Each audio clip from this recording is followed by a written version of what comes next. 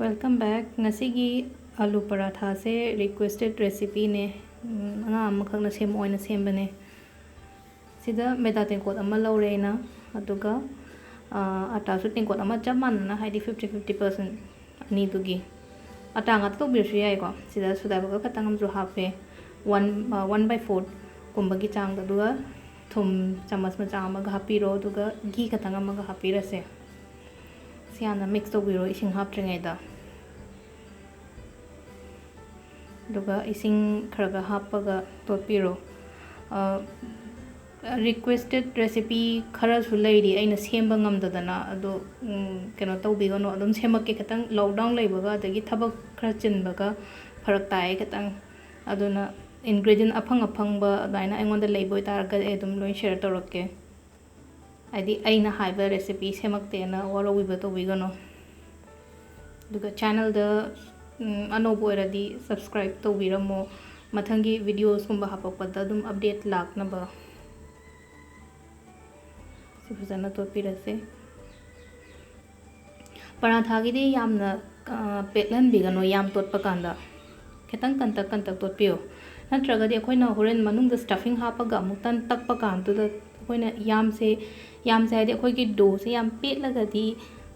आलू दुल मपाना थोलकनेबा अदुना खतंग अदुम कलप तरो तोट पियो सिसे की खतंग हापिरसे से यानी से हाइफेटंग मकुम खुमजलगा मिनिट 30 कुनमुक्तंग सेट तौर थम्बिरसे से थम्मिङै मनुङसिदा स्टफिंग की पार्ट तो खतंग सेमसे सिदा तिलौसे कुपना सोबिरो खरा कुहनबियो नत्रगदि मयाइदा हापकदबनेना तिलौसे अमु हाइदि कैनोदुगी तन यामदुगी मथक्ता लोइमक पेथोरकपने बंखा दुना पाना कुपना खतंग सोबिरो सिसे तिलौसे सिदा इन तिलौ मीडियम साइज अमनी को इन लौरिसे सिदा अदुगा मोरोक अटेकपा अनि खतंग अमगा हापकनी मोरोक खरा यामना हापगदि अमख अंगांग लेबनेना मोरोक साब मोय चाव यादबनेबा अदुना मोरोक अटेकपा अमा अनि गुंबदा अदुदगी हेना हापिगनो नो इथंदगी ओइरगा मोरोक असाबा चानिंगगदि दुम अहु मरी मंगा दुम हापिरो दुम सिदा अदुगा फदिगोम खरा अमगा हापिरसे कुपना सोबिरो सेसो फदिगोम सेसो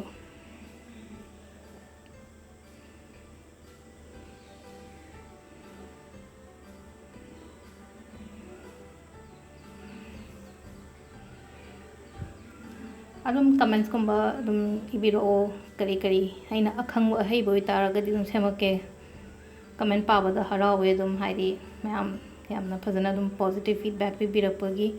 सिदा आलू मरी मंगा दंग लौरे मीडियम साइज ने सिसु याम चाव आलू नते सि हापेतंग खुदना देखाय बिरसे दुगा खोइना सोइरा थमखिबा मचल मैम से लोय हपचन बिरसे सिदा अहामबदा अदुगा केमता हापट्रेंगदा सि से हापेतंग तोटपिरो आलू सिगा खोइगी मरोय मरांग मैम से लोय मक्सिदा तिलौ मना असंग लेरगदि अदु हापियो दु ओरगस याम हाउनी मोयना दुगा फदिगोम जो हापियो फदिगोम हापसे मनम याम नुसिबने मक पराठा सिदा मरु मरांग से हापि जेंबियो को जीरा मकुपने दगी फदिगोम मरु हाइदि कोरियन पाउडर ने जीरा पाउडर ने चिली पाउडर खतंग अमगा यांगंग हापत्रे एना सिदा यांगंग हापसे खतंग हाइदि मनम नमगदि एना दो थुम खतंग जे थुम जे चांग येंग अदुम हापिरो लौरिबा साइ कनो दुगी खोइना लौरिबा आलू सिगी एना सिदा चमच अमा मुक्की चांग द कैदा हापे सिदा डो से खतंग चावहनबी चाव खरा खोइगी नॉर्मल तंदगी खरा हेलेना कनो तौरिसे सेमिसे सिसे हाना हापेतंग तकथोकपिरो अदुगा आलू से एना सिदा चमच अनि गुंबगी चांग दा हापगे अनि हापगा चपचा अनि सिसे दुका याम कतंग हापिरो अदु तपिरो सेसु दुम अखोइगी तन सि तक्प कांदा याम नमधरगा तक्पिगनो नत्रगदि लोइमा मनुंगिदा लेरिबा अखोइना हापख्रि मैम से लोइमा मथक्ता थोलकनी अदुना खतंग स्लाइटली कैनो तोबिरो रोल तोबियो सिसे ꯌꯥꯝꯅ ꯅꯝꯊꯔꯒ ꯅꯠꯇꯕ ꯁꯤ ꯌꯥꯔꯅꯤꯀꯣ ꯁꯤ ꯇꯋꯥ ꯑꯃ ꯂꯧꯔꯦ ꯑꯗꯨꯒ ꯘꯤꯁꯦ ꯑꯩꯅ ꯃꯦꯜꯠ ꯇꯧꯔꯒ ꯊꯝꯕꯅꯦ ꯈꯤꯇꯪ ꯍꯥꯞꯄ ꯅꯨꯡꯉꯥꯏꯅꯕꯅꯦꯅ ꯍꯥꯏꯐꯦꯠꯇꯪ ꯈꯤꯇꯪ ꯀꯩꯅꯣ ꯇꯧꯔꯁꯦ ꯆꯣꯠꯍꯜꯂꯁꯦ ꯇꯋꯥꯁꯦ ꯑꯗꯨꯒ ꯑꯩꯈꯣꯏ ꯄꯔꯥꯊꯥꯁꯦ ꯍꯥꯞꯄꯤꯔꯁꯦ ꯁꯤꯗ ꯑꯗꯨꯝ ꯃꯩꯁꯦ ꯈꯤꯇꯪ ꯃꯤꯗꯤꯌꯝꯗ ꯊꯝꯕꯤꯔꯒ ꯍꯥꯏꯗꯤ ꯄꯣꯠꯁꯦ ꯈꯤꯇꯪ ꯃꯅꯨꯡꯗꯁꯨ ꯄꯣꯠ ꯀꯩꯅꯣ ꯑꯥꯂꯨꯁꯨ ꯌꯥꯎꯔꯦ ꯑꯗꯨꯅ ꯈꯔ ꯊꯥꯕꯅꯤꯅ ꯃꯨꯟꯕꯗ ꯈꯤꯇꯪ ꯀꯨꯏꯅ ꯆꯪꯕꯅꯦ ꯑꯩꯅ ꯌꯥꯝ ꯄꯥꯅ ꯁꯦꯝꯗ꯭ꯔꯦ ꯃꯩ ꯂꯩꯊꯔꯒ ꯑꯗꯨꯝ ꯇꯧꯕꯤꯔꯣ ꯁꯤꯁꯦ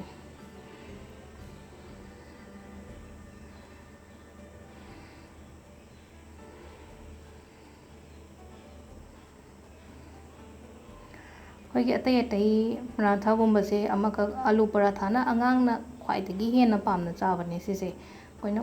ꯀꯣꯕꯤꯒꯤ ꯑꯗꯒꯤ ꯑꯩꯈꯣꯏꯒꯤ ꯃꯣꯏꯒꯤ ꯃꯨꯂꯤꯅ ꯍꯥꯏꯕꯗꯣ ꯑꯗꯨꯒꯨꯝꯕꯗꯣ ꯆꯥꯎ ꯌꯥꯗꯦ ꯑꯥꯂꯨꯅ ꯈ꯭ꯋꯥꯏꯗꯒꯤ ꯄꯥꯝꯅ ꯍꯦꯟꯅ ꯆꯥꯕꯅꯦ ꯑꯉꯥꯡꯒꯤꯗꯤ ꯑꯗꯨꯅ ꯇꯤꯐꯤꯟꯒꯨꯝꯕꯗ ꯁꯨꯝ ꯍꯥꯞꯄꯤꯕ ꯑꯗꯨꯝ ꯁ꯭ꯀꯨꯜꯒꯤ ꯀꯩꯒꯤꯗ ꯁꯤꯅ ꯃꯕꯨꯛꯁꯨ ꯊꯟꯅꯕ ꯑꯃꯈꯛ ꯂꯣꯏꯔꯦꯕ ꯑꯩꯈꯣꯏꯁꯦ ꯂꯩꯔꯦ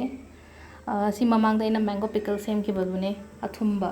ꯁ꯭ꯋꯤꯠ ꯑꯦꯟ ꯁ꯭ꯄꯥꯏꯁꯤ ꯑꯗꯨꯒ ꯀꯔꯠ ꯈꯔ ꯂꯩꯔꯦ ꯑꯗꯨꯒ ꯑꯩꯈꯣꯏꯒꯤ ꯄꯔꯥꯊꯥꯁꯤꯁꯨ ꯂꯩꯔꯦ ꯁꯤꯗ ꯃꯌꯥꯝ ꯌꯨꯝꯗ ꯇ꯭ꯔꯥꯏ ꯇꯧꯕꯤꯌꯨ ꯊꯦꯡꯛ ꯌꯨ